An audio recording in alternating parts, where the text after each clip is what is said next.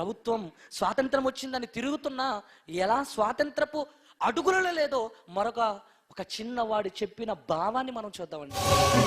ఇలా జాండా ఎందుకు ఎక్కిస్తుర్రో తెలుసారా మనవాడ? ఎందుకు ఎక్కిస్తుర్రే అమ్మమ్మ? 300 ఏళ్ళు మన దేశాన్ని తెల్లలు పాలించిండ్రా. స్వాతంత్రం కొరకు ఎందరో చచ్చిపోయినరు, ఎందరో మహానుభావుల పోరాటంతో మనకు స్వాతంత్రం వచ్చింది.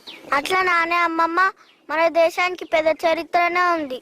అవునరా మనవాడ. అయితే నీకు నాకు స్వాతంత్రం వచ్చినట్టేనా అమ్మమ్మ? వచ్చింది గాని నా ఆశటి తల్లిదండ్రులు ఉదాసంలో మగ్గుతున్నారా.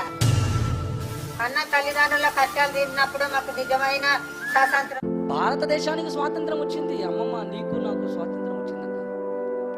నీ కన్న కొడుకే నిన్ను చూసుకోవడం లేదంటే నీకు స్వాతంత్రం వచ్చిందా?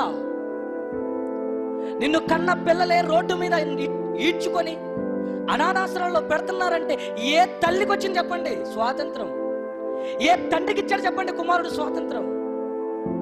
తల్లిదండ్రులు వృద్ధాశ్రమంలో పెడుతూ, తల్లిదండ్రుల మాటలు వినక, పెద్దల మాటలు వినక, దేవుని వాక్యాన్ని నేర్చుకోక ఈరోజు సమాజంలో ఉన్న వాళ్ళందరూ పాపానికి బానిసలైపోతున్నారండి. కానీ పైకి పండుగ జరుపుకుంటున్న సమయం అండి. పైకి మాత్రం చక్కగా కనబడుతూ పండుగలు చేసుకుంటున్నారు. కానీ లోపల చూస్తే ఎంతో మంది అమ్మలు, ఎంతో మంది తండ్రులు రోడ్ల మీద, రైల్వే స్టేషన్ల మీద అడుక్కుని తినేవారు చచ్చిపోతున్నారే.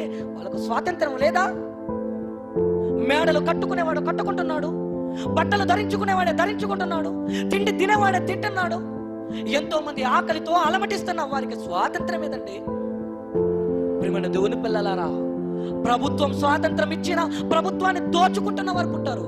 మరి ప్రభు స్వాతంత్రం ఇస్తే నీ పాపాన్ని తీసివేసుకొని యేసుక్రీస్తును నమ్ముకున్న తర్వాత నీకు నిజ స్వాతంత్రం వచ్చిన తర్వాత నువ్వేం చేస్తున్నావు?